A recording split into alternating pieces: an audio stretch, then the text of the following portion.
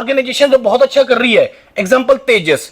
तेजस पहले डीआरडीओ के पास था, नहीं हुआ, फिर एचएएल के पास आ गया, उसने बहुत अच्छा किया, तेजस बनाने लग गई है, अब एक्सपोर्ट भी करने लगे अदर कंट्री के। तो मतलब ये कुछ ऐसी ऑर्गेनाइजेशंस हैं, और इंडिया के अंदर ऐसी बहुत सारी ऑर्गेनाइजेशंस हैं जहां पे अगर तुम पहुंच जाते हो वहां पे तो तुम कंट्रीब्यूट कर पाओगे। अब वो कैसे कैसे ऑर्गेनाइजेशन है, कैसे तुम लोग वहां पे पहुंच सकते हो, उसके बारे में आज हम लोग जो है वो डिस्कशन करेंगे। तो समराइज कर रहा हूं कि इंजीनियरिंग प्रोफेशन यार बहुत इंपॉर्टेंट प्रोफेशन है, बहुत नोबल प्रोफेशन है। इसी के थ्रू तुम अगर तुम कंट्रीब्यूट करना चाहते हो, इसी के थ्रू अगर तुम अच्छा करना चाहते हो अपने लिए, तभी ये पॉसिबल है इंजीनियरिंग प्रोफेशन के थ्रू। अब अच्छा क्यों कर पाते हैं लोग जिन्होंने चंद्रयान 3 में प्रोजेक्ट में काम किया या जिन्होंने तेजस प्रोजेक्ट में काम किया, वो अच्छा क्यों कर पाए? इसके पीछे बहुत बड़ा रीजन है।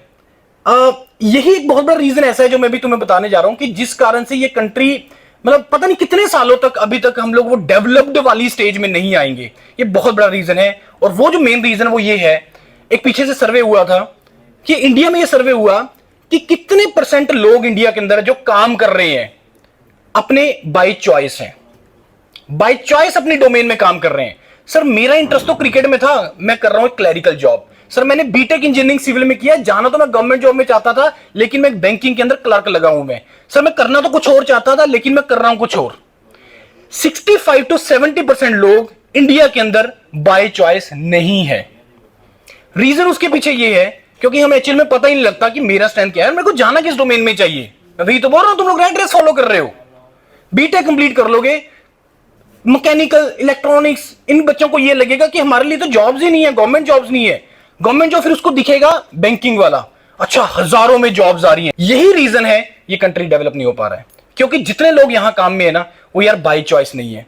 अब सोच के देखो कि अगर तुम कोई ऐसा काम कर रहे हो जो तुम्हारे इंटरेस्ट का है, जो तुम्हारे इंटरेस्ट का है, तुम लोग उसमें जस्टिफिकेशन करोगे और उसमें तुम कंट्रीब्यूट भी करोगे, अच्छा भी करोगे। लेकिन ट्रबल बस यही है, बहुत सारी कंट्रीज ऐसी हैं जो हमारे से बाद इंडिपेंडेंस मिला है।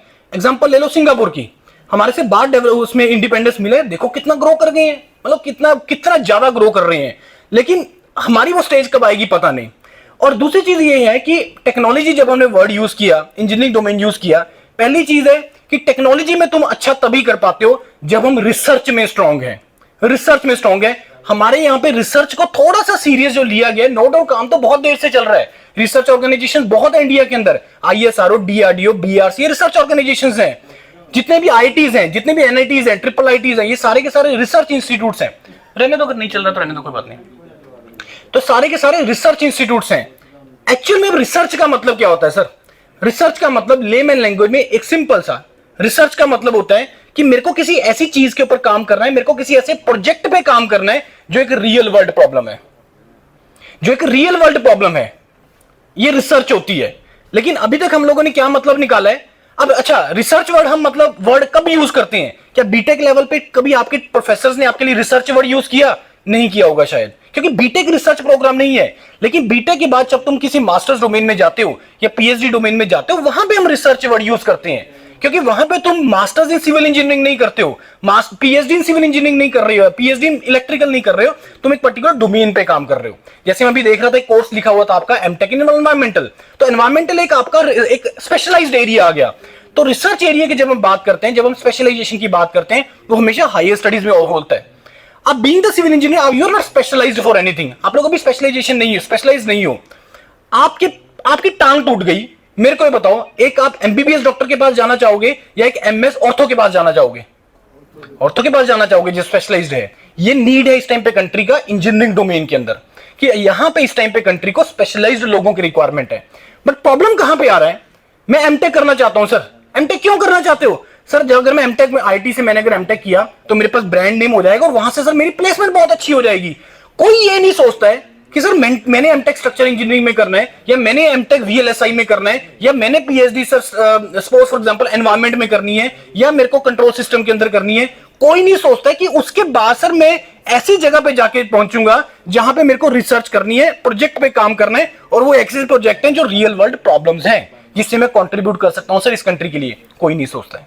That is the trouble. मेरे को बताओ, ये जो चीजें मैंने बोली अभी तक, आप में से कोई एक बच्चा हाथ खड़ा कर दो जिसने इस चीज के बारे में सोचा होगा। बहुत रेयरेस्ट ऑफ द रेयरेस्ट होगा। आजकल क्या प्रॉब्लम होगी है, आजकल हम लोग बहुत बड़ी प्रॉब्लम क्या होगी है कि हम लोग बहुत हद तक सेल्फ सेंटर्ड हो गए हैं। हम लोग बहुत हद तक सेल्फ सेंटर्ड हो गए हैं, हमें सिर्फ अपने से मतलब है और किसी चीज से मतलब नहीं है कि मेरी नौकरी लग जाए, मेरा घर चलता हो जाए, बाकी सारा सिस्टम जैसे मर्जी चलता रहे, मेरे को कोई फर्क नहीं पड़ता है। यार क्यों नहीं फर्क पड़ना चाहिए यार, तुम लोग इंजीनियरिंग प्रोफेशन में हो यार, तुम लोग अगर नहीं कंट्रीब्यूट करोगे, तुम लोग अगर अच्छा नहीं करोगे, तुम लोग अगर सोचोगे नहीं, तो कैसे तुम चेंज ला पाओगे? तुम चेंज ही नहीं ला पाओगे यार।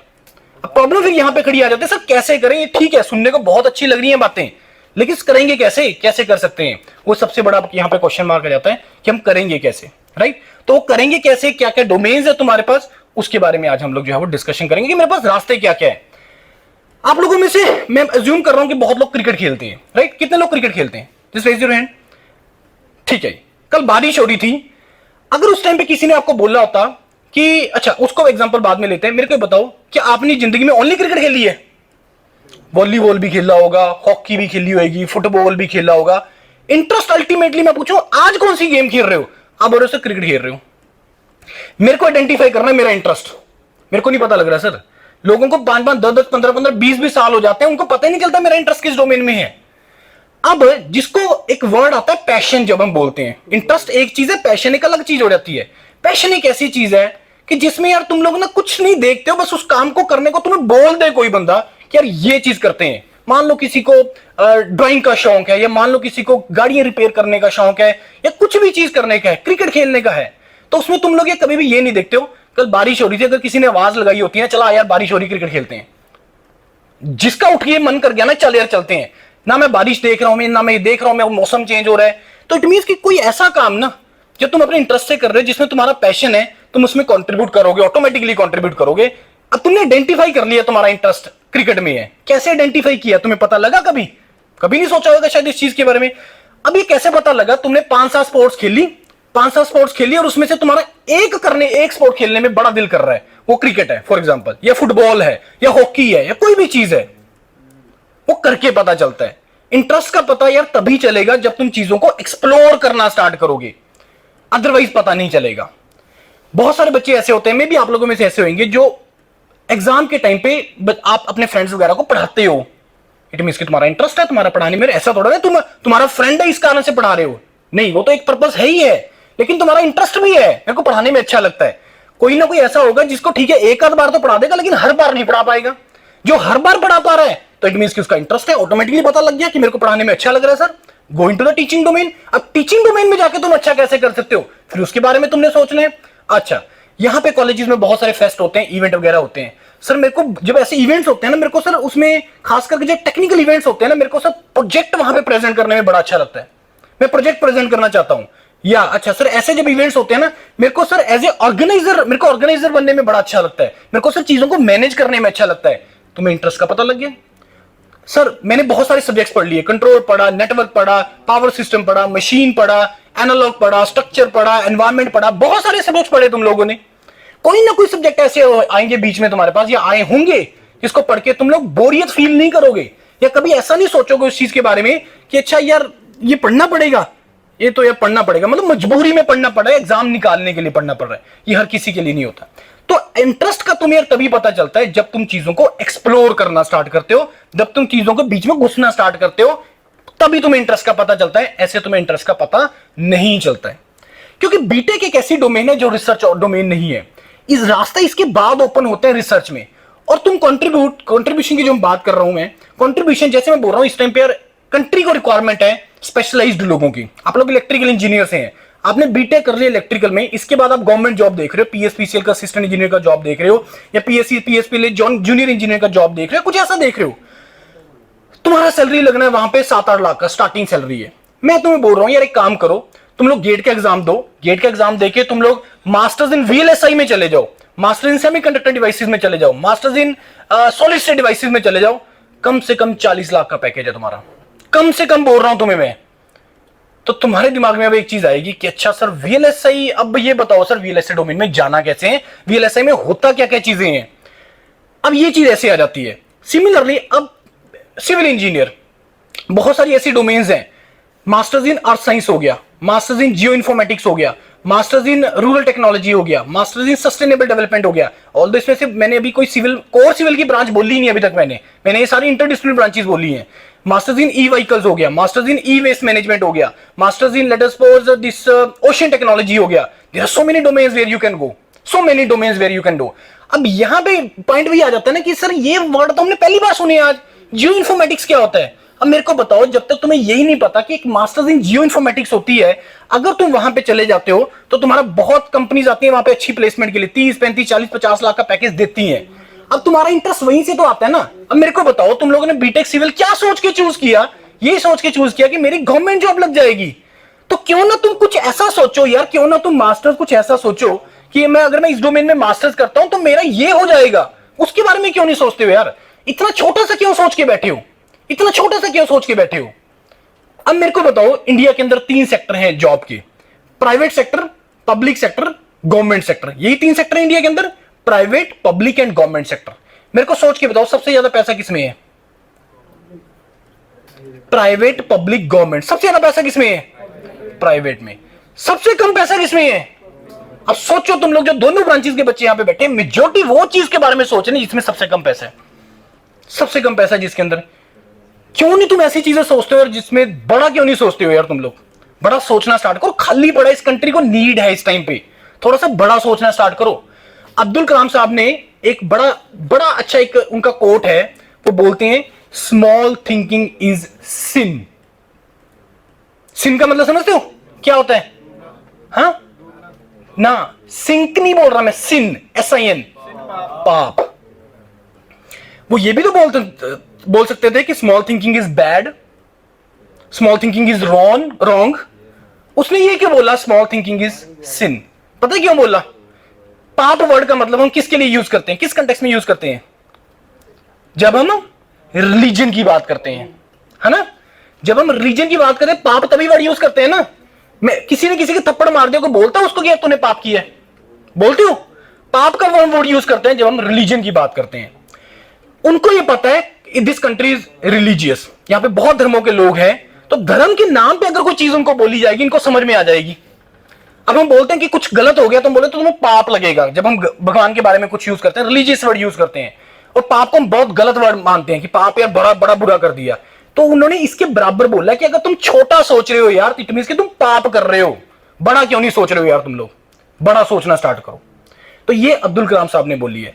तो अब नर्शल में सिंपल सी चीजें कि यार इंजीनियरिंग प्रोफेशन एक ऐसा है जो बहुत इंपॉर्टेंट है, नोबल है, तुम लोग कंट्रीब्यूट कर सकते हो, और इसके थ्रू तुम्हारे पास अब बीटेक के बाद तुम्हारे पास बहुत सारे मल्टीपल रास्ते निकल के आते हैं, मल्टीपल रास्ते निकल के आते हैं। अब वो रास्ते है क्या? इंटरेस्ट, सर आपने बोला इंटरेस्ट क्या है, आपने कुछ डोमेन्स बोला, हम लोग कैसे जा सकते हैं यार? जॉब तो तुम कभी भी ले सकते हो इफ यू आर कैपेबल। अगर तुम्हें लगता है कि यार मैं कैपेबल हूं, मैं कभी भी जॉब ले लूंगा यार, बड़े सिंपल पेपर आते हैं। पंजाब में तो गवर्नमेंट जॉब लेना पूरे इंडिया में किसी भी स्टेट से सबसे ज्यादा आसान है। उसके पीछे बहुत सारे रीजन है। सबसे पहला reason, number of students are very less. बहुत कम बच्चे हैं जो जॉब के इसके लिए अपना अप्लाई करते हैं, जो है ही बहुत कम है बच्चे बीटेक में पंजाब के अंदर। दूसरा, पढ़ने वाला सिस्टम है ही नहीं पंजाब के अंदर, मेहनत करने वाला पढ़ाई वाला वो सिस्टम है नहीं है। ये बहुत चेंज हो चुका है, ये बहुत चेंज हो चुका है।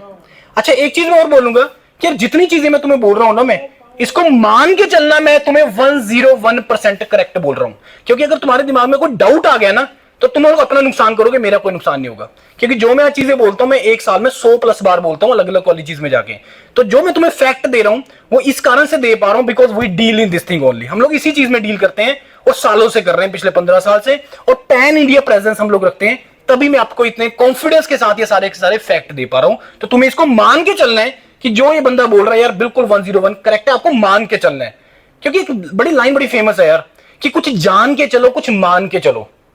हर चीज को जानने की कोशिश मत करो, कुछ चीजों को मान लो, कुछ चीजों को मान लो कि अच्छा अगर ऐसा है तो है। नो डाउट जो लोग इंजीनियरिंग करते हैं ना, वो हर चीज को जानने का कोशिश करते हैं, लेकिन कुछ जगह पे ऐसे ना मान लेना कि अच्छा ये कुछ बोल रहे हैं तो इसको मान लेना कि ऐसा है। डाटा के ऊपर बोलूंगा मैं, बिना डाटा के कोई ऐसी चीज नहीं है जो बिना डाटा के मैं तुम्हें बोल दूंगा। हर चीज के फैक्ट्स हैं, हर चीज की फिगर्स हैं मेरे पास, लेकिन थोड़ा टाइम की कमी होने के कारण हम लोग जो है इतना डिटेलिंग में नहीं जाएंगे। तो अबाउट द इंजीनियरिंग प्रोफेशन मैंने तुम्हें डिस्कस किया। अब आता है इस एग्जाम का बारे में जिसका आप लोगों ने सभी ने नाम सुना होगा, that is the GATE examination. Graduate aptitude test in engineering. अब प्रॉब्लम ये होती है कि जब हम इस नाम का इस एग्जाम का नाम सुनते हैं ना, तो चेहरे के एक्सप्रेशन ही चेंज हो जाते हैं। बड़ी एनर्जी के साथ तुम लोग मेरे को फेस कर रहे थे, तुम लोग सुन रहे थे। जैसे ही गेट एग्जाम आया, आधों के फेस डाउन हो गए। पता नहीं क्या रीजन है कि एग्जाम क्यों, इस एग्जाम में इतना ज्यादा तुम्हें डर लगता है। पता नहीं क्या रीजन है, पता नहीं क्या रीजन है, इस एग्जाम से तुम्हें डर इतना लगता क्यों है यार। ये एग्जाम नहीं है, ये करियर है। जो मैं तुम्हें करियर की बात कर रहा हूं ना, मैं ये एग्जाम देता है।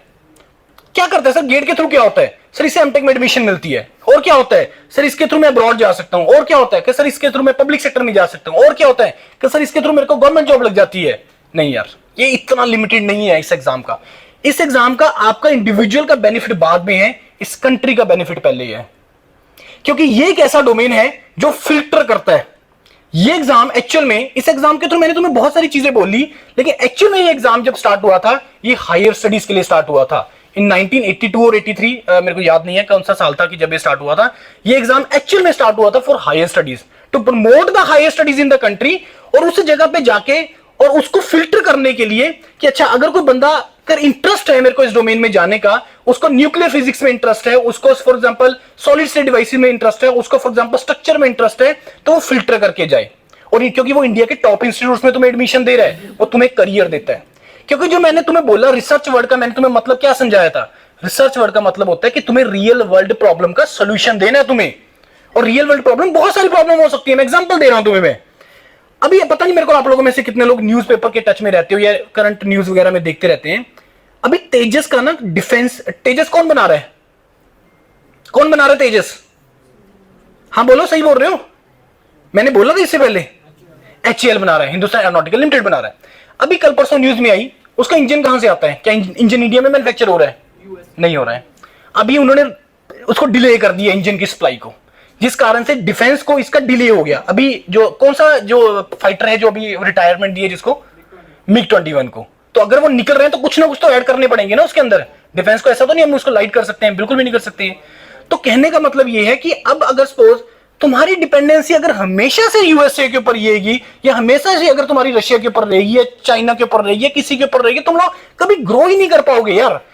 आपको अपने आप को कैपेबल बनाना है, आपको अपने आप को क्या कैपेबल बनाना है। चाहे तुम एज ए इंडिविजुअल लेवल पे बात कर लो, चाहे तुम इस कंट्री लेवल पे बात कर लो, चाहे तुम अपनी स्टेट लेवल पे बात कर लो, जिस मर्जी लेवल पे बात कर लो, तुम्हें अपने आप को कैपेबल बनाना है कि लोग तुम्हारे से उम्मीद न रखें, तुम किसी और को उम्मीद ना रखो। ठीक है, उम्मीदों से चीजें चलती हैं, लेकिन डिपेंडेंसी नहीं होनी चाहिए, काम नहीं रुकना चाहिए। ऐसा नहीं होना चाहिए कि अगर उसने इस चीज का सप्लाई रोक दी तो काम ठंडा हो जाएगा, ऐसा नहीं होना चाहिए।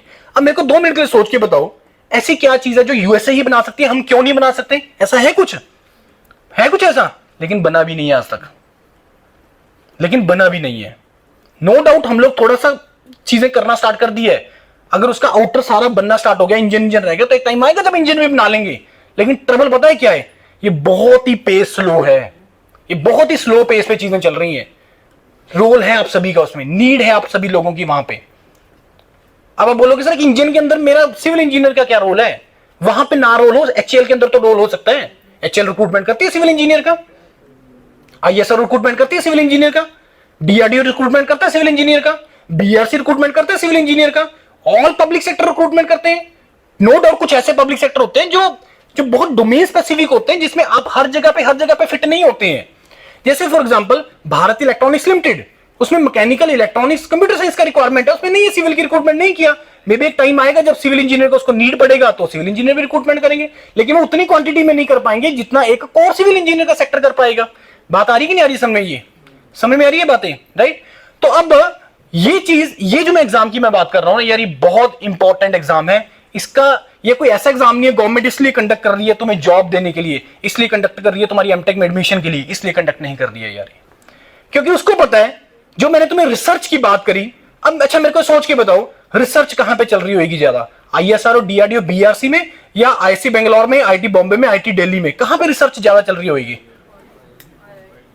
IITs में, इंस्टीट्यूट्स में रिसर्च होती है, ऑर्गेनाइजेशंस में नहीं होती है। होती है लेकिन उस लेवल की नहीं होती कि वो तो एक पर्टिकुलर डोमेन में काम कर रहे हैं। लेकिन अल्टीमेटली रिसर्च जो होती है, जो रियल वर्ल्ड प्रॉब्लम के सॉल्यूशन जो है वो प्रोफेसर्स दे रहे हैं, साइंटिस्ट नहीं दे पा रहे हैं उतना ज्यादा, क्योंकि उनके पास उनकी रिक्वायरमेंट्स अलग है, उनकी रिक्रूटमेंट कुछ अलग पर्पज से हुई है, यहां पे कुछ अलग पर्पज से हुई है। अब आईटी का प्रोफेसर टीचिंग भी कर रहा है, लेकिन आईटी के प्रोफेसर का मेन रोल जो है वो प्रोजेक्ट्स के सॉल्यूशन देना है, प्रॉब्लम्स के सॉल्यूशन देना है, ये पर्पस है उसका। अब मेरे को एक चीज बताओ, फरवरी 2021 में क्या चल रहा था? फरवरी 2021 में क्या चल रहा था? हाँ जी, कोविड का सेकंड वेव चल रहा था। ये एग्जाम कब होता है? कब होता है एग्जाम? ये फरवरी में होता है, हर साल होता है फरवरी के अंदर।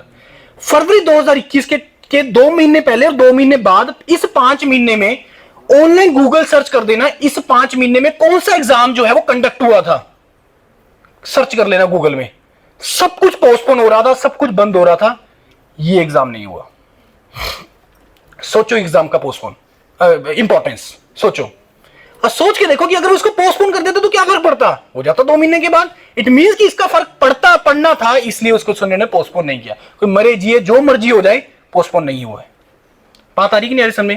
तो इस एग्जाम का इंपॉर्टेंस बहुत ज्यादा है, एज ए इंडिविजुअल लेवल पे भी, इस कंट्री लेवल पे भी।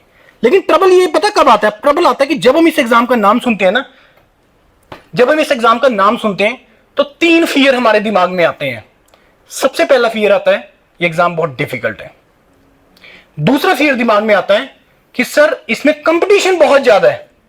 तीसरा फियर इसका दिमाग में आता है कि सर मेरे को कम से कम 60+ नंबर लेके आने पड़ेंगे, तब मेरा कुछ बनेगा इस एग्जाम के थ्रू।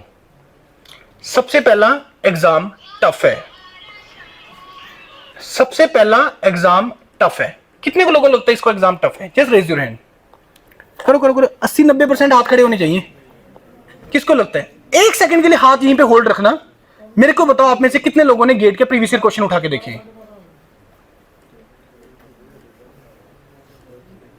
क्यों मान लिया टफ है? किस बेसिस पे मान लिया टफ है? किस बेसिस पे मान लिया टफ है? कर सकता है कोई हाथ, कोई खड़ा होकर आंसर कर सकता है मेरी इस बात का? किस बेसिस पे मान लिया टफ है? कोई यहां पे ऐसा भी होगा 8 CGP होगी, कोई ऐसे भी होगा जिसका 6 CGP होगा। 6 CGP वाले को लगेगा टफ 8 CGP लेना? नहीं सर टफ तो नहीं है, इम्पॉसिबल थोड़ा ना है। अगर मैं मेहनत करूंगा मैं 8 ले जाऊंगा मैं, तो टफ क्यों लग रहा है तुम्हें? ये है किसी के पास कोई रीजन? तुमने इसके क्वेश्चन तक नहीं उठा के देखे और एज्यूम कर लिया है टफ है। नहीं ऐसा, नहीं ऐसा। ये एग्जाम कंसेप्चुअल एग्जाम है, समझने वाला एग्जाम है। ये रट्टा मारने वाला एग्जाम नहीं है, क्रैम करने वाला एग्जाम नहीं है, ये समझने वाला एग्जाम है। पहला पॉइंट। दूसरा, यार मेरे एक रिक्वेस्ट है, मोबाइल फोन यार जेब में डाल लो यार। तुम्हारे लिए बोल रहा हूं मैं, किसी और के लिए नहीं यार। ये पता नहीं ब्लड में आ गया, मतलब इतना ज्यादा ये तुम लोग इसको आधे घंटे के लिए इससे तुम नहीं हट सकते हो यार। तुम लोग करोगे कैसे यार? कोई बंदा आया बाहर से बोलने के लिए, थोड़ा इतना तो करते हैं यार, सुन लो उसको यार। इंटरेस्टिंग नहीं लग रहा?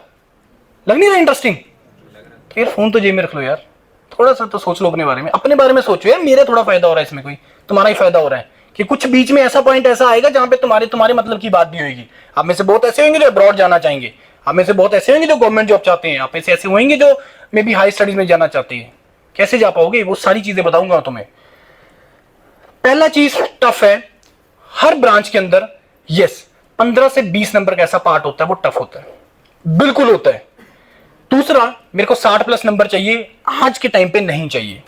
आज से साल पहले मैं नहीं बोल रहा था, 2 साल पहले मैं नहीं बोल रहा था, आज से 2 साल के बाद भी मैं ये बोलना बंद कर दूंगा मैं कि मेरे को 60+ नंबर चाहिए।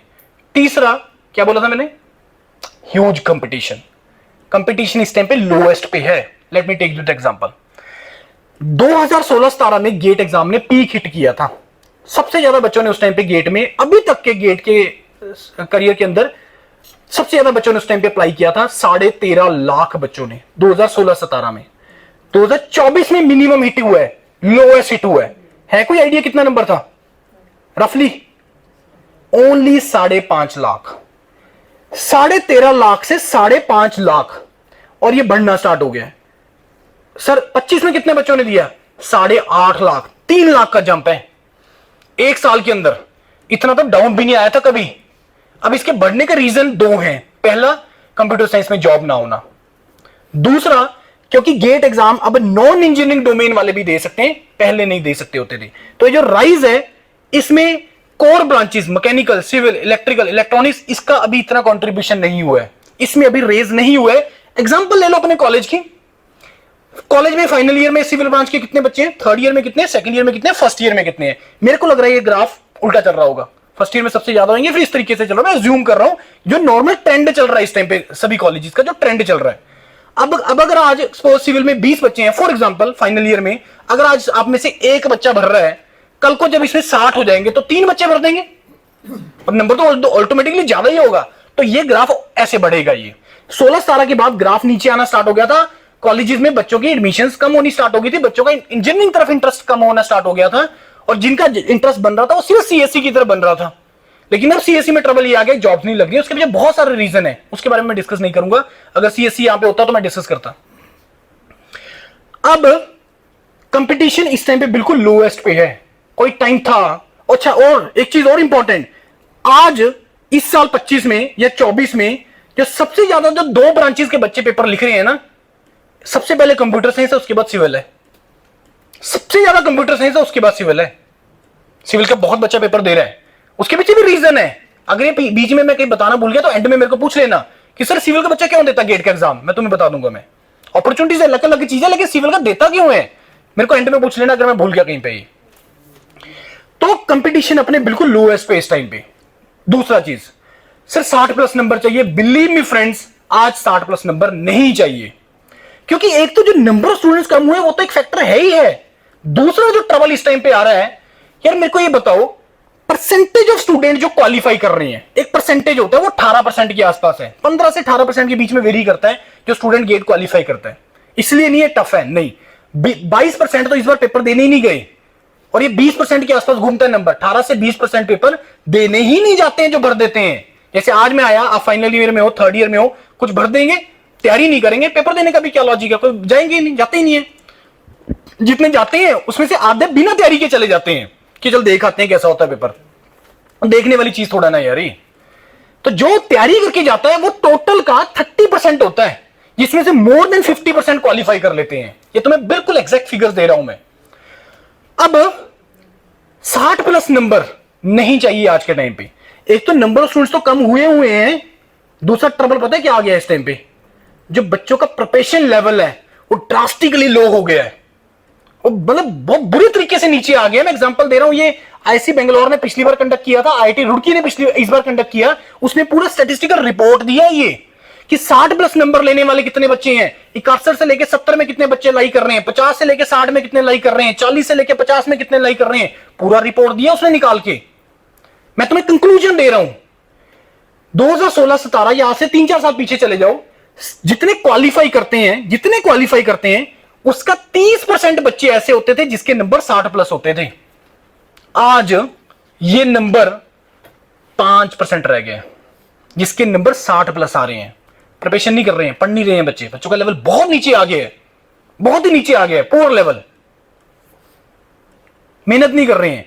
इस बार का जो पेपर हुआ है ये पूरे इसकी गेट की जर्नी का सबसे इजीएस्ट पेपर माना गया है, सबसे इजीएस्ट। उनको भी दिख गया यार नंबर नहीं आ रहे इनके बच्चों को, थोड़ा प्रिपरेशन इसका कम कर दो लेवल पेपर का, क्योंकि ऐसा होता नहीं है गेट के केस में, उसने अपना एक लेवल मेंटेन करना है।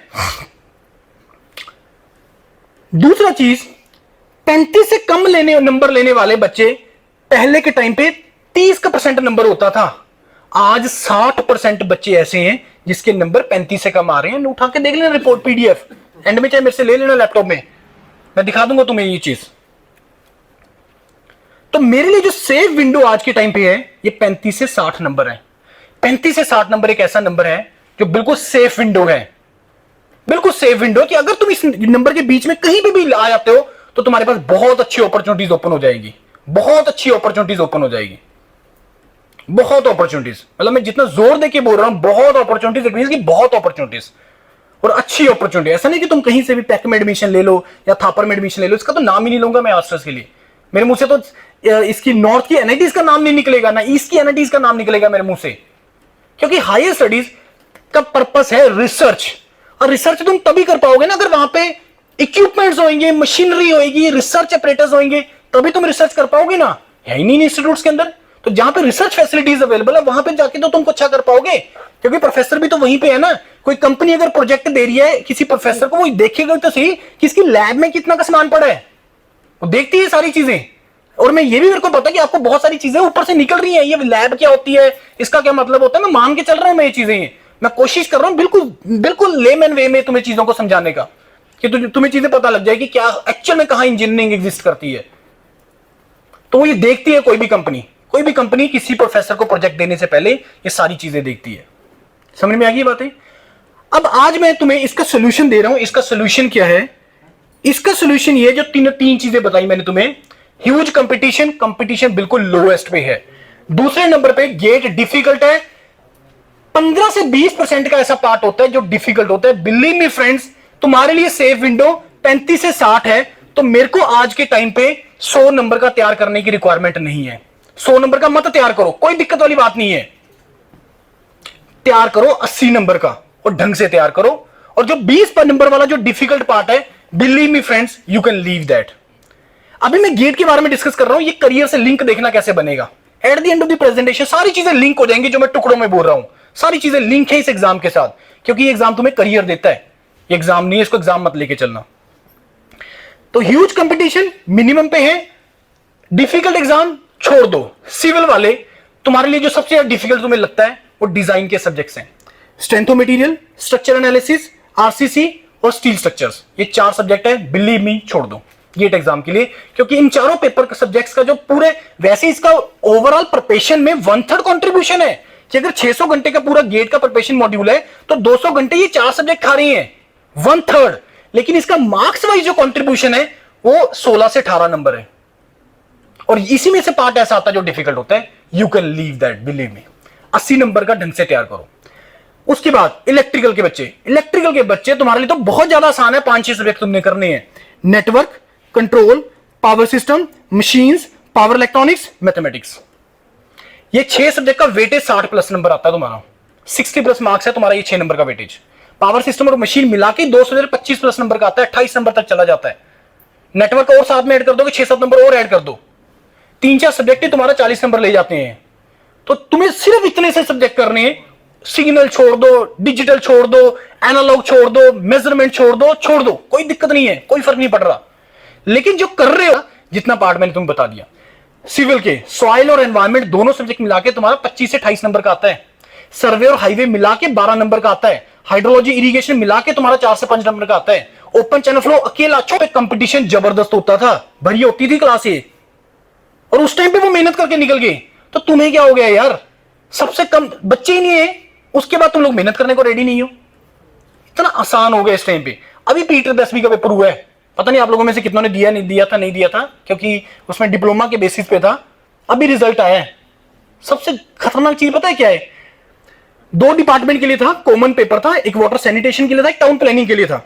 टाउन प्लानिंग में 2260 बच्चों ने रजिस्टर किया, 1200 बच्चे तो पेपर देने गए हैं। देखना सिविल का पेपर का लेवल उठा के देखना, तुम बोलोगे कि सर पेपर का तो लेवल ये जेई की रिक्रूटमेंट हो रही है, ये पेपर की इतना ज्यादा आसान पेपर है वो, लेकिन स्टिल बच्चों के नंबर नहीं आ रहे हैं। और जो जनरल के अंदर जो लेके बैठे होंगे 100+ नंबर वाले, वो हरियाणा हरियाणा वाले बच्चे होंगे जिनके पास 10th में पंजाबी है, ये जो पंजाबी का पेपर निकाल देते हैं।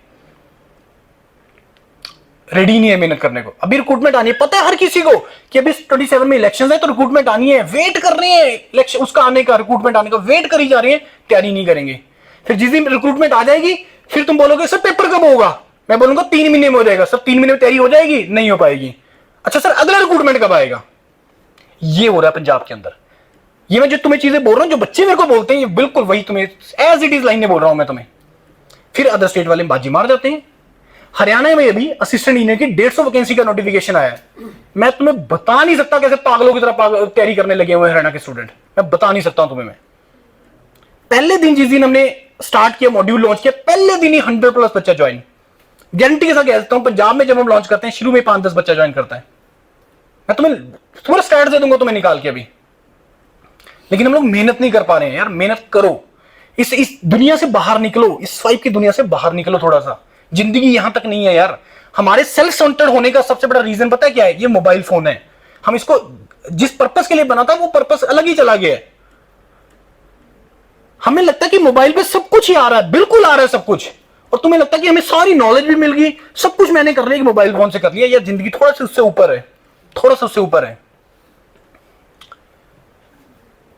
तो इस कारण से ये एग्जाम जो है आपको कंपटीशन सबसे लोएस्ट, डिफिकल्ट है, ये कंसेप्चुअल एग्जाम है, समझने वाला एग्जाम है। 60 नंबर प्लस चाहिए? नहीं चाहिए सर।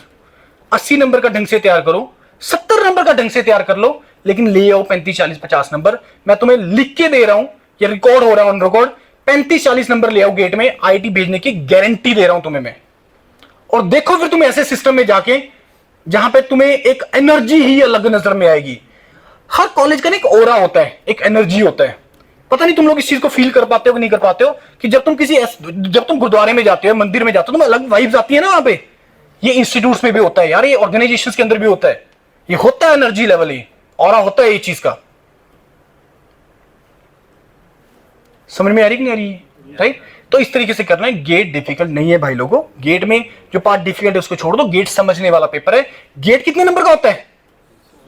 100 नंबर का। कितने क्वेश्चन आते हैं? 65 क्वेश्चन, 100 मार्क्स का पेपर होता है। इसमें 30 क्वेश्चन 1 नंबर के आते हैं, 35 क्वेश्चन 2 नंबर के आते हैं। 100 नंबर में 50 नंबर का पार्ट इजी होता है फ्रेंड्स, इजी होता है। 20 नंबर का पार्ट डिफिकल्ट होता है, 30 नंबर का पार्ट मॉडरेट होता है, 50 नंबर का इजी होता है। अब ये तुम्हारे अंदर फायर पता नहीं क्यों नहीं आती है, फायर लाओ अपने अंदर, फायर लेके आओ। अच्छा, एक मैं एग्जांपल पूछ रहा हूं आप लोगों से। आईएसआरओ का नाम सुने ना सभी ने, इंडियन स्पेस रिसर्च ऑर्गेनाइजेशन, है ना? कहां के लोग हैं वहां पे सबसे ज्यादा साइंटिस्ट? कहां से हैं? इंडिया के किस पार्ट से हैं? पंजाब के क्यों नहीं है? हरियाणा के क्यों नहीं है? यूपी से क्यों नहीं है? क्या लगता है तुम्हें रीजन? क्या लगता है तुम्हें रीजन क्यों है साउथ के वहां पे ज्यादा? सोच के देखो, क्या लगता है रीजन? क्या लगता है तुम्हें, क्या रीजन है? क्या बाइसिंग है? बाइस रहा होगा कि साउथ इंडियन को ही लेना है, तो तुम लोग क्यों नहीं? पता क्या रीजन है? तुम्हारे अंदर वो पैशन नहीं है, तुम्हारे अंदर वो बग नहीं है कि सर आईएसआरओ जाना है मैंने, है ही नहीं। रीजन पता है तुम एक्सक्यूजेस क्या देते हो? सर उसमें तो पूरे इंडिया में जॉब लगेगी, सर होएगा नहीं, सर पंजाब से बाहर नहीं जाना। क्या लॉजिक है यार? मोहाली में है इसका सेंटर आईएसआरओ का, सर इंटरव्यू नहीं फेस होगा। क्या लॉजिक है यार? एक्चुअली प्रॉब्लम इज तुम्हारे अंदर वो पैशन नहीं है ऐसी ऑर्गेनाइजेशन को ज्वाइन करने का, पैशन नहीं है, वो मिसिंग है, बस वो स्पार्क मिसिंग है। क्या वो ज्यादा कैपेबल है तुमसे? ऐसा है? सेम प्रोसेस से निकलना सभी ने, रिटर्न जिसके आएंगे अच्छे नंबर वो इंटरव्यू में जाएगा, जो इंटरव्यू में अच्छा करेगा वो आगे जाएगा, simple. They want capable people. और ISRO is the only organization in India जिसमें रिजर्वेशन नहीं होती है। पता तुम्हें इसके बारे में? जिसमें रिजर्वेशन नहीं होती है सीटों में, ऑल आर ट्रीटेड इक्वली, सब जनरल, कोई रिजर्वेशन नहीं है। इट मींस क्यों नहीं है? Because they want right person, they want capable person. समझ में आ रही कि नहीं आ रही बात? कि जो इस जॉब की रिक्वायरमेंट को पूरा करेगा उसी को रखेंगे हम, अदरवाइज हम नहीं रखेंगे। पता है इंटरव्यू में कितने टाइम बुलाते थे ये? अब तो इस बार तो कम किया इन्होंने। पता है कितने टाइम इंटरव्यू बुलाते हैं एक सीट के पीछे इंटरव्यू में? है किसी को आइडिया? 25 टाइम्स, 25 टाइम एक सीट के पीछे 25 लोग बुलाते हैं वो। अब बुलाएंगे लेकिन उसी को जो रिटर्न क्वालिफाई करेगा। और अपॉर्चुनिटी सभी को दे रहे हैं कि आप इंटरव्यू में अच्छा कर दो, तुम्हारे नंबर मिल जाएंगे तुम्हें। This is the reason. क्यों अच्छा कर रहा है आईएसआरओ? वो इस कारण से अच्छा कर रहा है। क्यों प्राइवेट अच्छा कर रहा है? प्राइवेट इस कारण से अच्छा कर रहा है। क्यों पब्लिक सेक्टर अच्छा कर रहे हैं? वो इस कारण से अच्छा कर रहे हैं because they want right person for the right job. Matching होना बहुत ज्यादा जरूरी है भाई। जॉब है सेल्स एंड मार्केटिंग का, जॉब है टीचर का। मेरे को एक चीज सोच के बताओ कि अगर किसी का गेट में ऑल इंडिया रैंक 1 आ गया, क्या एक अच्छा टीचर हो सकता है? किसी का गेट में ऑल इंडिया रैंक 1 है, क्या वो एक अच्छा टीचर हो सकता है? हो भी सकता है, नहीं भी हो सकता। क्योंकि टीचिंग के अंदर अकेला नॉलेज पार्ट नहीं आता यार, टीचिंग के अंदर टीचिंग स्किल भी आता है। टीचिंग स्किल के क्या पैरामीटर्स हैं? टीचिंग स्किल के पैरामीटर्स हैं तुम्हारा एनर्जी लेवल, तुम्हारा जेस्चर पोस्चर, तुम्हारा बोर्ड मैनेजमेंट, तुम्हारा राइटिंग, तुम किस तरीके से अप्रोच कर रहे हो किसी प्रॉब्लम को, ये सारी चीजें मैटर करती हैं। सेल्स एंड मार्केटिंग का जॉब है, सेल्स एंड मार्केटिंग का जॉब है, गेट में ऑल इंडिया रैंक 1 है, क्या गारंटी है कि अच्छा सेल्समैन हो सकता है वो? जितनी ऑयल सेक्टर की कंपनीज हैं, ऑयल सेक्टर मतलब आईओसीएल, सुने नाम इसका? क्या है IOCL? IOCL Indian oil corporation limited, तेल डलवाते हो आप लोग, Bharat petroleum corporation limited, Hindustan petroleum corporation limited, HPCL, इसमें जो इंजीनियर का रिक्रूटमेंट होता है ना, वो सिर्फ सेल्स मार्केटिंग के लिए होता है कि सेल कैसे बढ़ाई जाए पंप्स की। आजकल एचपीसीएल का चल रहा है प्रोसेस, अभी पीछे रिटर्न हो क्या है, अभी आजकल उनके ग्रुप टास्क और इंटरव्यू चल रहे हैं। ग्रुप टास्क, शायद आप लोगों में से बहुत लोगों ने टर्म पहली बार सुनी होगी, सर ग्रुप डिस्कशन तो सुना है, ग्रुप टास्क क्या होती है? ग्रुप टास्क में जैसे कल ही एक बिकॉज यूरोप में प्रेज नहीं कर रहा हूं अपनी, यूरोप इज द प्लेटफॉर्म जो यही काम करता है, बीटेक के बाद लोगों को रास्ते देना और उसको प्रिपरेशन करवाना, ग्रुप टास्क की प्रिपरेशन, इंटरव्यू की प्रिपरेशन, ग्रुप डिस्कशन की preparation, this is India's biggest platform, proudly saying this thing. अब ग्रुप टास्क का एक प्रॉब्लम दिया कि जब कोई चीज मैन्युफैक्चर हो रही है, देखो उसमें क्या है कि ग्रुप डिस्कशन में क्या होता है कि जब आपको एक प्रॉब्लम दिया, for example one nation one election के ऊपर आपको ग्रुप डिस्कशन में आपने पार्टिसिपेट करना है। अब उसमें क्या होता है कि तुम कभी कुछ लोग उसके फेवर में बोलेंगे, कुछ उसके अगेंस्ट बोलेंगे, ये रूल है ग्रुप टास्क का, आप स्विच नहीं कर सकते बीच में। लेकिन ग्रुप टास्क में क्या होता है कि वो आपको एक प्रॉब्लम देगा कि भाई कंपनीज के अंदर बहुत सारी चीजें ऐसी मैन्युफैक्चर हो रही हैं, तो जो स्मॉल छोटी छोटी चीजें हैं, मतलब मैं आपको मोटा सा बता रहा हूं कि उसको हमें आउटसोर्स करना चाहिए या इन हाउस मैन्युफैक्चरिंग करनी चाहिए, इसके ऊपर आपने डिस्कशन करना है, ये ग्रुप टास्क है। अब उसमें क्या है, फिर से वही 8-10 लोग होंगे। अब यहां पे मोटो ये है, इस ग्रुप टास्क का मोटो ये है कि तुम्हें इसके लिए कंक्लूजन पे आना है कि इसको आउटसोर्स करें या फिर आप इसको इन हाउस मैन्युफैक्चर करो। अब उसमें कुछ आपको पॉइंट्स देने होते हैं, फिर डिस्कशन करना होता है 10-15 मिनट के लिए आपस में। अब वो चेक करता है, यहां पे आपके बहुत सारे स्किल चेक करता है वहां पे वो ग्रुप टास्क के अंदर। फिर आता है लास्ट में इंटरव्यू जो होता है प्योरली एचआर बेस्ड होता है, वो टेक्निकल से कोई मतलब नहीं है उसको, टेक्निकल उसने चेक कर लिया, नॉलेज चेक कर लिया तुम्हारा रिटर्न के अंदर। अब वो चेक कर रहा है कि जो इस कंपनी की जॉब की इसकी रिक्वायरमेंट है ऑफिसर की, क्या वो इस पर्सन के अंदर पर्सनैलिटी वाइज बिहेवियर वाइज है या नहीं है, वो ये चेक कर रहा है। क्योंकि किसी ने एचपीसीएल का रिटर्न क्वालिफाई किया, it means he is capable. आपने गेट में अच्छा रैंक लेके आए, it means you are capable. No the checking is for the profile requirement, job requirement, कि जो इस जॉब की रिक्वायरमेंट को पूरा कर रहे हैं वो उसको रखेंगे। आईएसआरओ, बीआरसी, डीआरडीओ, ये साइंटिस्ट का जॉब है, उसमें ग्रुप डिस्कशन ग्रुप टास्क नहीं होता, उसमें इंटरव्यू होगा। और इंटरव्यू में किस टाइप के क्वेश्चन पूछेगा, क्योंकि ये साइंटिस्ट का जॉब है, आपको नई नई प्रॉब्लम्स के ऊपर काम करना है। अब जब तुम इंटरव्यू में जाओगे, बीआरसी के इंटरव्यू का एग्जांपल देता हूं तुम्हें मैं, 8-10 लोग बैठे होंगे पैनल में, तुम वहां से अंदर आओगे, कोई गुड मॉर्निंग नहीं, कोई गुड आफ्टरनून नहीं, सामने बोर्ड लगा होगा, go to the board, question start करेगा बड़े सिंपल से, what in by fluid mechanics, what in by let us suppose control system.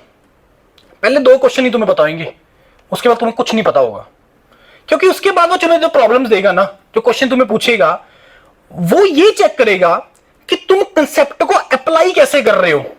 उसका कोई राइट रॉन्ग आंसर नहीं होगा, वो ये चेक करेगा कि इसको ऊपर अप्लाई तुम कैसे कर रहे हो कंसेप्ट को, तुम्हारी वो अप्रोच चेक करेगा कि कल को जब ये जॉब में आएगा, आईएसआरओ में आएगा, बीआरसी आएगा, डीआरडीओ आएगा, तो उस टाइम पे क्या ये न्यू प्रॉब्लम्स को वैसा सोच पाएगा, क्या उसके लिए सॉल्यूशन के लिए अप्रोच वैसा लगा पाएगा। समझ में आ रही कि नहीं आ रही बातें? तो वो अप्रोच चेक करते हैं। अब एचपीसीएल का है, आईओसीएल का है, बीपीसीएल का है, वो ग्रुप डिस्कशन, ग्रुप टास्क और इंटरव्यू करवाते हैं। सेल्स एंड मार्केटिंग का जॉब है, वो चेक करेगा तुम्हारे सेल्स एंड मार्केटिंग के स्किल। बात आ रही कि नहीं आ रही समझ में? ये तो इट मींस कि प्राइवेट और पब्लिक सेक्टर में, मैं तुम्हें कंक्लूड कर रहा हूं, प्राइवेट पब्लिक सेक्टर क्यों इतना ग्रो कर रहे हैं। पहली चीज है, प्राइवेट में तो कोई लिमिट ही नहीं है यार, कोई लिमिट नहीं है। गवर्नमेंट जॉब में तुम जा रहे हो, असिस्टेंट इंजीनियर का जॉब है, सैलरी फिक्स है, बार्गेनिंग कर सकते हो गवर्नमेंट के साथ। पब्लिक सेक्टर में जॉब के लिए जा रहे हो, सैलरी फिक्स्ड है, बार्गेनिंग कर सकते हो? पब्लिक सेक्टर में बार्गेनिंग कर सकते हो? नहीं कर सकते हो। प्राइवेट में तुम बार्गेनिंग कर सकते हो ना? प्राइवेट में बार्गेनिंग कर सकते हो। अब सोचो किन कंडीशंस पे तुम बार्गेनिंग कर लोगे, ये बोलोगे। एग्जांपल लेते हैं, we are the private organisation, हमें टीचर्स का रिक्वायरमेंट है, राइट? टीचर्स हमें रिक्वायरमेंट है, लेट अस सपोज सिविल के मेरे को 2 टीचर का रिक्वायरमेंट है, हमने ऐड लगाई, 50 लोगों ने अप्लाई कर दिया। सबसे पहले मैं करूंगा उसका नॉलेज चेक। कैसे चेक कर सकते हैं नॉलेज? रिटर्न के थ्रू।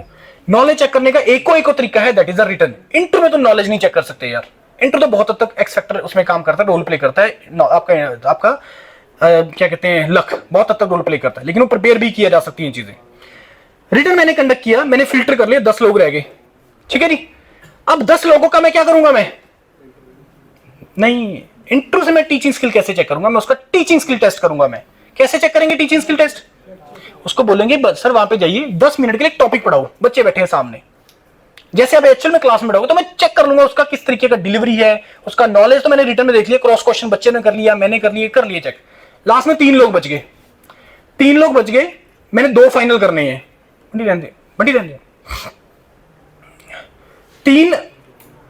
तीन लोग मैंने फाइनल कर लिए, शॉर्टलिस्ट कर दिए। अब 3 को मैंने बुलाया इंटरव्यू में, तीनों को मैंने बोला 40,000, आई कैन ऑफर 40,000, ठीक है जी।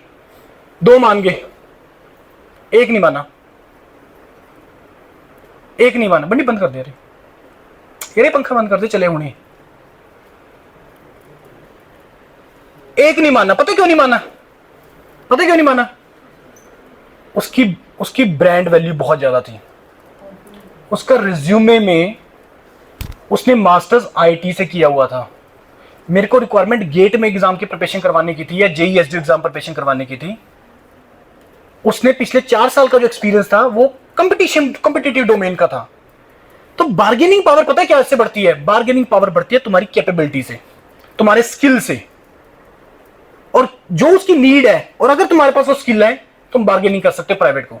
और बिलीव मी फ्रेंड, प्राइवेट में ये सबसे बड़ा बेनिफिट है कि अगर उसको लगेगा ना कि this is a right person, this is a person जो मेरे को इस कंपनी के लिए अच्छा कर सकता है, वो 60 छोड़ो उसको 70 ऑफर कर देगा, उसको लगना चाहिए। समझ में आ रही है कि नहीं आ रही बातें? इस तरीके से रिक्रूटमेंट होती है प्राइवेट में। प्राइवेट तुम्हें पैसा तभी देगा अगर तुम्हारे रिज्यूमे के ऊपर लिखा हुआ है मैंने बीटेक यहां से किया, मैंने मास्टर्स यहां से किया, मैंने प्रोजेक्ट इस प्रोफेसर के अंडर किए, मैंने जो प्रोजेक्ट किया वो ये प्रोजेक्ट था, रियल वर्ल्ड प्रॉब्लम थी, मैंने इंटर्नशिप्स ये किए हैं, मैंने प्रोजेक्ट्स ये किए हैं, मैंने ये पेपर प्रेजेंट किए हैं, मैंने ये मेरा एक्सपीरियंस है। इससे तुम्हारी बार्गेनिंग पावर बढ़ती है। और प्राइवेट में जैसे तुमने बोला, प्राइवेट में सबसे ज्यादा पैसा, बिल्कुल पैसा। क्यों पैसा? इस कारण से पैसा है, कोविड आया, बहुत कंपनीज ने निकाले, लोग निकाले क्या? सारे निकाल दिए थे, हाँ है ना, सारे निकाल दिए होंगे। सोच के देखो किसको निकाला होगा, किसको रखा होगा, सोच के देखो 2 मिनट के लिए। लोग मेरे को बोलते हैं कि सर गवर्नमेंट जॉब इस कारण से ज्वाइन करनी है कि सिक्योरिटी है, जॉब सिक्योरिटी है। किस चीज से सिक्योरिटी है यार? मेरे को इसका आंसर आज तक नहीं मिला पिछले 15 साल से। किस चीज से सिक्योरिटी है? किस चीज की सिक्योरिटी तुम लोग चाहते हो? सर रिसेशन नहीं आता है, बार बार रिसेशन नहीं होता है। कब कब आया रिसेशन बताओ? क्या रिसेशन में उसने सभी को निकाल दिया? गूगल बंद हो गया, माइक्रोसॉफ्ट बंद हो गया, सारी कंपनीज बंद हो गई। किसको निकाला? जो लाइबिलिटीज थे, जो जिसके बिना कल को मैं और कर लूंगा रिक्रूटमेंट, कोई दिक्कत नहीं है। हैं जी? तो कुछ क्रैक किया होगा सर प्राइवेट के अंदर हर तरह के लोग होते हैं, प्राइवेट के अंदर हर तरह के लोग होते हैं। कुछ उसको रखने पड़ते हैं साथ में कि अगर सपोज ये हो गया गड़बड़ तो ये उसको रिप्लेस कर सकता है। लेकिन जिसको रखा होगा वो उसकी कैपेबिलिटी के बेस पर रखा होगा कि अगर इसको यहां पे आज मैंने छोड़ दिया, कल को गड़बड़ हो जाएगी। ये नीचे वाली फोर्स, क्योंकि लेवल है, कहां से कम हो सकते हैं, कहां से ज्यादा हो सकते हैं, वो एक अलग फैक्टर है। 100 में से 80 कैपेबल है, 20 में अपनी लायबिलिटी के रखे हुए हैं, 20 पर जॉब सिक्योरिटी नहीं है, उनको गवर्नमेंट में जॉब सब बिल्कुल जॉब सिक्योरिटी है, लेकिन जॉब सिक्योरिटी गवर्नमेंट के अंदर एक लिमिटेशन है। मैं उसके ऊपर भी डिस्कस करता हूं कि गवर्नमेंट में लिमिटेशन है। अच्छा, सबसे ज्यादा जॉब्स किस में है? प्राइवेट में, पब्लिक में, गवर्नमेंट में? प्राइवेट में। गवर्नमेंट में सबसे कम है जॉब्स। रीजन उसके पीछे मैं तुम्हें बताता हूं। गवर्नमेंट में, गवर्नमेंट सेक्टर कौन कौन से होते हैं जॉब के, कौन कौन से डोमेन्स है गवर्नमेंट के जॉब्स के? सर ਆਪਾਂ ਫੋਕਸ ਸਿਵਲ ਤੇ ਇਲੈਕਟ੍ਰੀਕਲ ਤੇ ਕਰੀਏ। हाँ मैं उसी तरह ਸਾਡੇ ਬੱਚੇ ਥੋੜੇ ਹੀ ਹੈ, ਇਹਨਾਂ ਨੂੰ ਮੈਲੀ ਜਾਣੀ ਹੈ। ना कोई गल नहीं सर, कोई दिक्कत नहीं है। नहीं कोई इश्यू नहीं सर, उससे आ जाने, कोई दिक्कत नहीं है। तो हम लोग जो बात कर रहे थे गेट एग्जाम के थ्रू, तो गेट एग्जाम में सबसे पहले हम डिस्कस करते हैं जॉब के बारे में। जॉब में तुम्हारे पास 3 सेक्टर हैं, प्राइवेट, पब्लिक और गवर्नमेंट। गवर्नमेंट में पंजाब का पीएसपीसीएल एई का जॉब गेट के थ्रू है, राइट। लेकिन इस बार नॉर्मली जो नोटिफिकेशन निकालता है पीएसपीसीएल, वो ड्यूरिंग द गेट का जब फॉर्म फिलिंग चल रहा होता है ना, उस टाइम पे निकालता है। इस बार नहीं निकाला। क्योंकि इस बार जो चल रहा है वो ये है कि इसको हमने विदाउट गेट करना है। ठीक है जी, पहला पॉइंट। दूसरा आ गया, हरियाणा में भी जो इलेक्ट्रिसिटी डिपार्टमेंट है, जिसको हरियाणा पावर यूटिलिटी के नाम पे बोलते हैं, हरियाणा पावर यूटिलिटी, उसको 4 पार्ट में डिवाइड किया गया है। उसमें भी जो असिस्टेंट इंजीनियर का रिक्रूटमेंट है वो गेट के थ्रू होता है। ये पिछले 2-3 साल नहीं कर पाए थे, लेकिन अब रेगुलरली कर रहे हैं हरियाणा के अंदर। और अगर आप लोगों के पास 10th में हिंदी है या संस्कृत है, you all are eligible for that.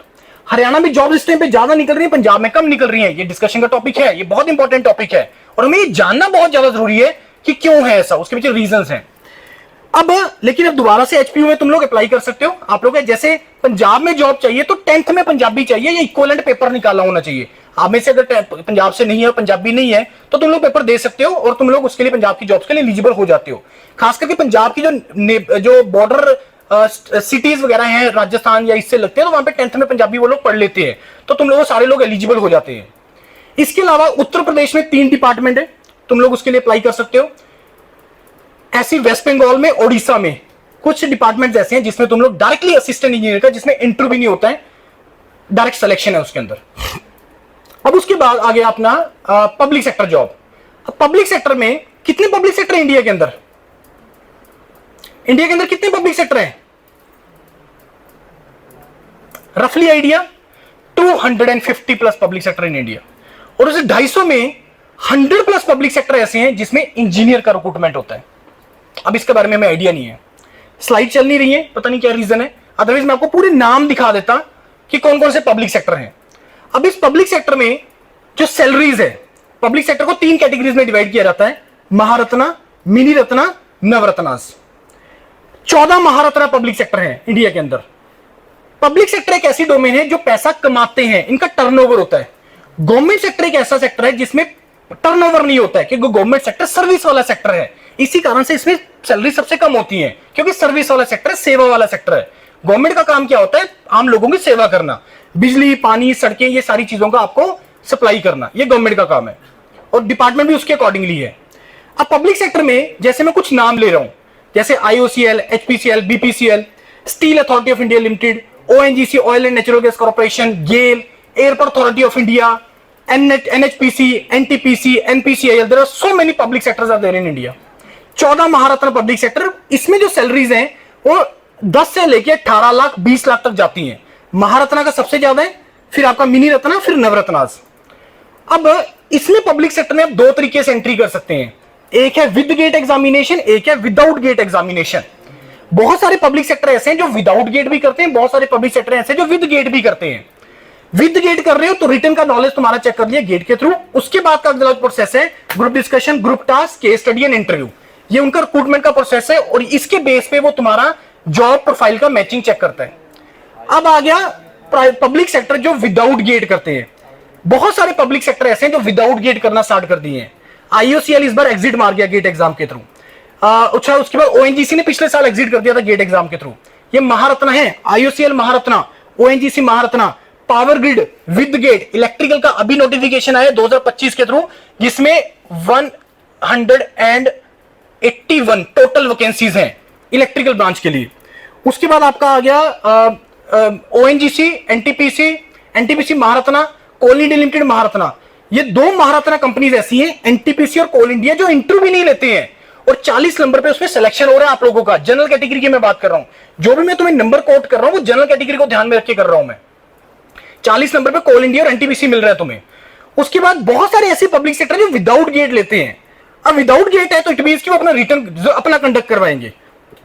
Gate में 65 क्वेश्चन के पीछे तुम्हें कितना टाइम दे रहा था? 180 मिनट का। कितना टाइम मिला एक क्वेश्चन के पीछे? रफली 3 मिनट का, राइट? क्यों 3 मिनट का टाइम दिया? क्यों 3 मिनट का टाइम दिया? क्योंकि गेट पेपर डिफिकल्ट है? नहीं, इसलिए तुम्हें टाइम ज्यादा दिया क्योंकि उसमें 65 में से 55 प्लस क्वेश्चंस आते हैं न्यूमेरिकल्स। न्यूमेरिकल पार्ट आएगा क्योंकि उसमें तुम्हें सॉल्व करने में टाइम लगेगा और उसमें कैलकुलेटर अलाउड होता है। गेट के विदाउट जो पेपर होते हैं पब्लिक सेक्टर लेते हैं उसका टोटली डिफरेंट है रिक्वायरमेंट। उसमें क्या आता है, एक क्वेश्चन के पीछे 1 मिनट का टाइम देते हैं या लेस देन 1 मिनट का टाइम देते हैं और कैलकुलेटर अलाउड नहीं होता। तो जो तुम लोग अपनी स्टेट के लिए तैयारी करते हो ना, JEE एग्जाम के लिए, that is more than sufficient to crack these exam जो पब्लिक सेक्टर विदाउट गेट लेते हैं। मोर देन सफिशिएंट है। क्योंकि वही लेवल है पेपर की तैयारी का, क्योंकि उसकी रिक्वायरमेंट भी वही है। एक क्वेश्चन 1 मिनट या लेस देन 1 मिनट। दो चीजें इसके अंदर आती हैं, एक आता है तुम्हारा टेक्निकल पार्ट, एक आता है तुम्हारा non technical part. Non technical में quantitative aptitude, reasoning, English, general studies, ये तुम्हारा नॉन टेक्निकल पार्ट आ गया। समझ में आ गई बात? एक क्वेश्चन के पीछे 1 मिनट। अब अगर सपोज कैलकुलेटर अलाउड नहीं है तो क्वेश्चन कैसे डालेगा? 100 में से 60 से 70% क्वेश्चन आएंगे वन लाइनर थ्योरेटिकल क्वेश्चन, याद रखने वाले क्वेश्चन, ठीक है जी। और 20 से 30% क्वेश्चन आएंगे न्यूमेरिकल, और न्यूमेरिकल भी ऐसे होंगे जो विदाउट कैलकुलेटर सॉल्व हो रही है। समझ में आ गई बातें? ऐसे एक साल में तुम्हारे पास, एक साल में कम से कम you can write other than GATE 25 to 30 exam, 25 से 30 एग्जाम, जिसमें से 10 से 15 एग्जाम में तुम्हें अभी बता सकता हूं जो मेरी टिप्स पे हैं, जो हर साल होते ही होते हैं। Bharat heavy electricals limited, Maharatna public sector, electrical mechanical की सबसे ज्यादा रिक्रूटमेंट उसके अंदर, सिविल की बहुत ज्यादा होती है। BHEL, IOCL, ONGC without GATE, BL without GATE, उसके बाद आपका BDL भारत डायनामिक्स लिमिटेड, उसके बाद आपका आ गया NHPC।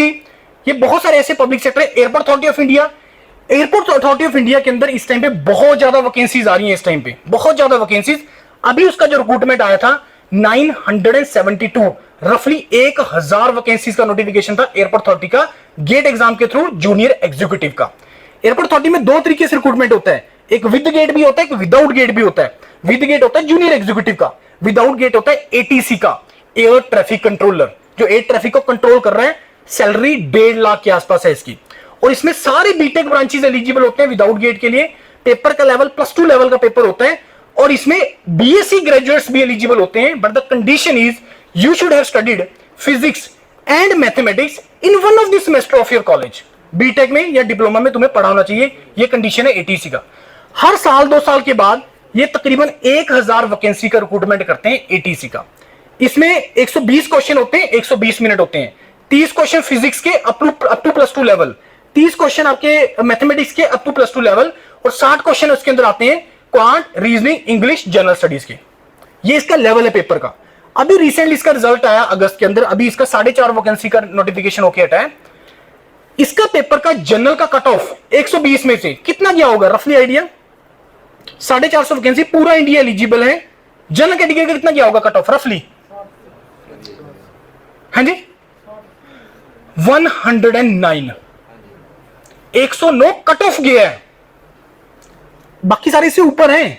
अब यहां से दो चीजें क्लियर हो रही हैं। पहला, competition huge, again passion, it's all about passion. ATC के जॉब के लिए लोग पागल हैं, पागलों की तरह लगते हैं। दूसरा कि अगर 109 नंबर आ रहे हैं, it means exam is easy. ये मोटिवेशन देता तुम्हें कि पेपर इजी है, और यही सेम लेवल बाकी सारे एग्जाम में होता है, क्योंकि कट ऑफ बहुत हाई जाती है सभी में, क्योंकि पेपर इजी लेवल का है। No doubt in comparison to that GATE is difficult, और गेट कंसेप्चुअल पेपर है, समझने वाला पेपर है, कैलकुलेशन वाला पेपर है। क्योंकि जब तुम किसी प्रॉब्लम को सॉल्व करते हो तो तुम 100 तरह की मिस्टेक्स करते हो। फॉर्मूला गलत लगा दिया, कंसेप्ट गलत लगा दिया, यूनिट कन्वर्ट करना भूल गए, कैलकुलेशन मिस्टेक कर दिया, फिल करते करते रॉन्ग फिल कर दिया। कैलकुलेटर में ये चीजें होती हैं जब तुम कैलकुलेशन वाले क्वेश्चंस करते हो। समझ में आ गई बातें? ATC का बहुत रिपीटेड जॉब है, और हर साल 1.5 साल के बाद ये 500 700 वैकेंसीज का आता है, और ये रिक्रूटमेंट बढ़नी है फ्यूचर में, क्योंकि एयरपोर्ट की तादाद बहुत ज्यादा बढ़ रही है, और ये बढ़नी है ये, क्योंकि लोगों के पास आजकल टाइम नहीं है, पता नहीं किस रीजन से। तो हम लोग बहुत जल्दी ट्रैवल करना चाहते हैं, हम लोग बहुत जल्दी गए और आए हो जाना चाहिए। तो एयरपोर्ट बहुत ज्यादा और एक्टिव भी हो गए हैं। जलंधर वाला आई थिंक एक्टिव हो गया है, लुधियाना वाला भी शायद ऑपरेशनल है, चाहे वो फ्लाइट्स कम है ज्यादा, वो एक अलग पार्ट है। तो अब बहुत ज्यादा एक्टिव हो रहे हैं। एयरपोर्ट अथॉरिटी में बहुत ज्यादा रिक्रूटमेंट आने वाली फ्यूचर में। पेपर का लेवल +2 वाला लेवल होता है इसके अंदर। तो ये जो तुम्हें मैंने बताया, ये बताया public sector with and without GATE. एक साल में तुम लोग 25 से 30 एग्जाम अदर देन गेट लिख सकते हो। अब मेरे को सोच के बताओ, अगर तुम लोग BHEL का पेपर दे रहे हो, अगर तुम लोग IOCL का पेपर दे रहे हो, इलेक्ट्रिकल है या सिविल ब्रांच है, क्या इससे तुम्हारी स्टेट की प्रिपरेशन हैम्पर होगी? फंक्शन है 12 स्टार्ट होना है, तो उसी कंक्लूड कर रहे हैं। अच्छा, ठीक। 5-7 मिनट में कंक्लूड कर रहे हैं। किस किस ने जाना फंक्शन में? नहीं, कंप्यूटर साइंस डिपार्टमेंट ਦਾ ਫੰਕਸ਼ਨ ਹੈ ਇਸ ਹਾਲ ਦੇ। अच्छा, इस हॉल ਦੇ ਵਿੱਚ ਆ। ओके ओके ओके, ठीक है। हायर स्टडीज 3 डोमेन है, और ये हायर स्टडीज, या तो फिर हम इसको यहीं पे वाइंड अप कर देते हैं सर। ਤੁਸੀਂ ਆਪ ਦਾ ਜਿਹੜਾ ਕਨਕਲੂਡ ਕਰਦੇ ਹੋ ਜਿਹੜਾ ਤੁਹਾਡਾ ਬੇਸਿਕ ਪਰਪਸ ਹੈ ਇਹ ਤਾਂ ਚਲੋ ਗੇਟ ਦਾ ਤਾਂ ਇਹਨਾਂ ਨੂੰ ਸਾਰਾ ਜੌਬ ਦਾ ਪਤਾ ਲੱਗ ਗਿਆ नहीं हुण मैं हायर स्टडीज की गल करें क्योंकि या तो फिर अगर कोई होर रूम अवेलेबल है क्योंकि वो तो चल नहीं रहेगा अगर हो सकता तां अदरवाइज मैनू कोई वो नहीं हैगा ਤੁਸੀਂ ਆਪਦੀ ਫਰਮ ਬਾਰੇ ਦੱਸ ਦਿਓ ਜੀ ਕੁਝ ਦੱਸਣਾ सर वो तो हो जाएगा ਹਾਂ ਉਹ ਦੱਸ ਦਿਓ ਨਾ ਮੇਨ ਫਿਰ ਬੱਚੇ ਤੁਹਾਡੇ ਨਾਲ ਕੰਟੈਕਟ ਵਗੈਰਾ ਕਰ ਲੈਣਗੇ हायर स्टडीज में तुम्हारे पास बहुत सारे रास्ते होते हैं एक तुम्हारे पास कोर डोमेन होता है एक तुम्हारे पास इंटरडिसिप्लिनरी डोमेन्स होते हैं आप लोग जो इंटरेस्ट की मैंने जो शुरू में बात की थी ना वो यही पॉइंट था कि अब तुम जब अगर बाय इंटरेस्ट जाना चाहते हो अभी तक तो मैंने तुम्हें जॉब की बात किया लेकिन जो इंटरेस्ट वाला फैक्टर था ना वो यहाँ पे हायर स्टडीज में आता है तुम्हारे पास तुम्हारी कोर डोमेन्स आ गई तुम्हारे पास तुम्हारी इंटरडिसिप्लिनरी डोमेन्स आ गई and there are so many opportunities in the interdisciplinary domain और बड़ी इंटरेस्टिंग डोमेन्स हैं जैसे मैं तुम्हें कुछ इंटरडिसिप्लिनरी डोमेन्स के नाम बोलता हूं जिसमें तुम लोग मैकेनिक बीइंग द सिविल और बीइंग द इलेक्ट्रिकल दोनों इंजीनियर जा सकते हैं geo informatics earth science environment material science आपका e waste management entrepreneurship domain management domain each and every IITs NITs having the management courses available होते हैं तो तुम लोग उसमें जा सकते हो गेट एग्जाम के थ्रू तो सो मेनी डिफरेंट डोमेन्स और तुम्हें वहां पे असिस्टेंटशिप भी मिलती है इंडिया में 3 डोमेन्स हैं मास्टर्स के हायर स्टडीज के 2 मास्टर्स के आ गया एक पीएचडी के आ गया 2 मास्टर्स की डोमेन है MTech program MS program MTech 2 साल का प्रोग्राम एमएस 3 साल का प्रोग्राम पीएचडी 5 साल का प्रोग्राम यहाँ पे तुम्हें 12,400 रुपए पर मंथ की असिस्टेंटशिप मिल रही है यहाँ पे तुम्हें 35,000 से लेके 80,000 रुपए पर मंथ की असिस्टेंटशिप मिलती है ये तुम्हारी असिस्टेंटशिप होती है क्योंकि तुम जब जाते हो हायर स्टडीज के लिए तो तुम वहां पे एक रिसर्च एक प्रोजेक्ट पे काम करते हो जो प्रोफेसर के पास प्रोजेक्ट होता है वो असिस्टेंटशिप तुम्हें देता होता है राइट तो ऐसे तुम्हारे पास मैनेजमेंट कोर्सेज होते हैं इसके बाद अब्रॉड में there are so many ways to go आप मास्टर्स प्रोग्राम के लिए जा सकते हो और फुल्ली फंडेड अब ट्रबल क्या होता है कि जब हम अब्रॉड की बात करते हैं तो सबसे पहला दिमाग में फैक्टर आता है सिर्फ पैसा बहुत ज्यादा लग जाएगा यार हम लोग अब्रॉड क्यों जाना चाहते हैं हम लोग पैसा कमाने के लिए जाना चाहते हैं तो उसका खर्च करके जाने का कोई लॉजिक नहीं बनता there are so many domains where you can go abroad for master program and direct PhD program after the bachelor के बाद डायरेक्ट पीएचडी फुल्ली फंडेड तुम्हारा खर्चा 1,00,000 1.5 लाख 2 लाख से ज्यादा नहीं होता है और वो भी जो तुम्हारा खर्चा है वो तुम लोग पहले 4-5 महीने में तुम्हारा पूरा हो जाता है क्योंकि वहां पे जो तुम्हें असिस्टेंटशिप मिलती है $2,200 से लेके $4,500 पर मंथ की होती है और तुम्हारा खर्चा वहां पे रहना खाना पीना सब चीजों का $1,500 से ज्यादा नहीं होता है कोई लेबर वर्क नहीं करना डेवलप्ड कंट्री के अंदर तुम लोग जा रहे हो कोई खर्चा नहीं है तुम्हारा पूरी एक्चुअल में तुम लोग क्योंकि जा रहे हो वो रिसर्च के लिए जा रहे हो हायर स्टडीज के लिए जा रहे हो और उसका मतलब है we are not a developed country लेकिन जब तुम किसी डेवलप्ड कंट्री में जाके ये चीजें कर रहे हो जहां पे रिसर्च फैसिलिटीज अवेलेबल हैं बड़े अच्छे अच्छे प्रोजेक्ट्स अवेलेबल हैं तो बहुत सारी चीजें जो है तुम्हारी यहाँ पे मिलती है कंक्लूड कर रहा हूं वी आर द प्लेटफॉर्म हम लोग इंजीनियर्स करियर पॉइंट है हमारा जो 2011 में स्टार्ट हुआ था पिछले 15 साल के अंदर हम लोगों ने चंडीगढ़ में पंजाब हरियाणा हिमाचल जम्मू कश्मीर से बहुत बच्चे वहां पे आए हैं जिन्होंने अपना प्रिपरेशन किया और अपना करियर बनाया एक चीज बस मैं लास्ट में बोलना चाहूंगा यार इमीडिएटली डिसीजन मत लेना बीटेक के बाद अगले 4-5 साल स्ट्रगल करनी है मेहनत करनी है और उसके बाद तुम लोग कुछ कंपैरिजन करना अपना इस टाइम पे मत डिसीजन कोई भी लेना कि अगर कोई गवर्नमेंट जॉब की तैयारी कर रहा तो मैं गवर्नमेंट जॉब में लग जाऊं अगर मैं गेट की कोई तैयारी कर रहा तो गेट के थ्रू लग जाऊं अगर कोई और रास्ता पकड़ रहा है रैट रेस मत फॉलो करना यार इसके बाद तुम अपने इंटरेस्ट के अकॉर्डिंगली जाना ये जितना भी मैंने अभी ये चीजें बोली हैं ऐसे बहुत सारे सेमिनार्स जैसे ये रिकॉर्ड हुआ है बहुत सारे सेमिनार्स यूट्यूब पे पड़े हैं मैं आपको वो शेयर भी कर दूंगा उसके लिंक्स वगैरह आपके साथ शेयर हो जाएंगे उनको किसी को भी पूरा सुन लेना तो आपको बहुत सारी और भी पिक्चर क्लियर हो जाएगी क्योंकि इसके बाद और बहुत सारी चीजें थी जो मैंने बोलनी थी बाकी या फिर मेरे को टेलीफोनिकल कांटेक्ट कर सकते हो you are open for that I am always available उसके बाद दूसरा प्लेटफॉर्म दिस योरपीडिया प्लेटफॉर्म क्योंकि जब 2015-16 के बाद चीजें डाउन थी हमने फिर ऑनलाइन प्लेटफॉर्म स्टार्ट किया दिस योरपीडिया और इस टाइम पे रफली 10 लाख प्लस बच्चा है जो उसको फॉलो कर रहा है फॉर वेरियस डोमेन सारे प्लेटफॉर्म को एक साइड कर देना तुम्हें योरपीडिया एक अलग डोमेन दिखेगा यार ये करियर की बात कर रहे हैं ये रिसर्च की बात कर रहे हैं बाकी सारे कुछ अलग तरीके से बात करते हैं वो तुम्हें पता लग जाएंगी चीजें तीसरा platform this yourpedia global platform that we started in 2021 में स्टार्ट किया जहां पे हमें नीड फील हुआ योरपीडिया में हमने वही चीजें काम किया जहां पे नीड था बच्चों को हेल्प का रिक्वायरमेंट था इंटरव्यूज लोग ऐसे ही चले जाते थे ग्रुप डिस्कशन ऐसे ही चले जाते थे वहां पे जाके बोला भी नहीं जाता था लेकिन एक्चुअल में तुम्हें क्या एक्सपेक्टेशन होती है उसके इंटरव्यू के अंदर वो तुम्हें बताई प्रैक्टिस किया उसको और अकॉर्डिंगली प्रोसीड हुआ तो ग्लोबल अब्रॉड से रिलेटेड अगर आप लोगों में से कोई विलिंग है यू कैन कॉन्टेक्ट अस अपना प्रोफाइल असेसमेंट करवाइए क्योंकि profile assessment something different not documents document अलग चीज है फाइल कोई वर्ड नहीं होता यार अगर तुम ढंग की चीज के लिए जा रहे हो अब्रॉड वहां पे तुम्हारा प्रोफाइल आता है क्योंकि तुम्हारा जो सिलेक्शन है वो तुम्हारे प्रोफाइल के बेस पे है प्रोफाइल में क्या चीजें आती है तुम्हारा बीटेक का सीजीपीए तुम्हारा बीटेक का प्रोजेक्ट तुम्हारी इंटर्नशिप्स, तुम्हारी extra activities, academics, non academics से रिलेटेड, ये तुम्हारा प्रोफाइल बनाता है। और if your profile is something like that कि जो अब्रॉड में किसी प्रोफेसर की रिक्वायरमेंट को पूरा कर रहा है, देन मैचिंग इज देयर। ये चीजें हो जाती हैं आपकी इसमें, राइट। तो ये चीजें थी। बाकी अगर कोई किसी का कोई डाउट है, कोई क्वेरी है, यू कैन आस्क मी जल्दी से। अगर कोई क्वेरी पूछना चाहे आप लोगों में से कोई, पूछ लो भाई, ये किसान को पूछना या थोड़ा सा सोचने का नजरिया चेंज करना है। चीजें बहुत हैं, बहुत बड़ा डोमेन है यार, बहुत रास्ते हैं। अब ये आपके ऊपर डिपेंड करता है कितना दिमाग में क्लिक किया, कितना नहीं क्लिक किया, ये तुम्हारे ऊपर है सारा का सारा। बाकी जैसे टाइम की लिमिटेशन के कारण मैं यहीं पे हूं। अगर आपको स्टिल कोई डाउट आता है, कोई डिस्कशन करना चाहते हो, यू कैन डू दैट। बाकी हम लोग चंडीगढ़ के अंदर प्रिपरेशन करवाते हैं, गेट एग्जाम का, इंजीनियरिंग सर्विसेज का, आपके स्टेट जेईई एग्जामिनेशन का प्रिपरेशन होता है। तो अगर आपने सो कोई भी फ्यूचर में आके अपना प्रिपरेशन करना चाहे, यू कैन कम देयर। और thank you and all the best to all of you.